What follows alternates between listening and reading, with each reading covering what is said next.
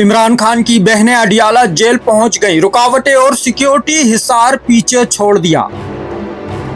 Adiala jail इस वक्त एक बार फिर मुल्की सियासत का सबसे बड़ा मरकज बन चुकी है। इमरान खान की बहनों ने तमाम रुकावटें तोड़ते हुए जेल के बाहर धरना दे दिया है। नाके, रुकावटें, सिक्योरिटी हिसार सब कुछ अबूर करके अलीमा खान कारकुनों के हमरा अडियाला पहुंच गयी। जराये के मुताबिक अलीमा खान ने दो टोक मौक़िफ़ इख्तियार किया है। हम आज मुलाकात किए बगैर वापस नहीं जाएंगे। जिन लोगों का दावा था बहनें अडियाला नहीं पहुंच सकेंगी, आज वो सब दावे जमी बोस हो चुके हैं।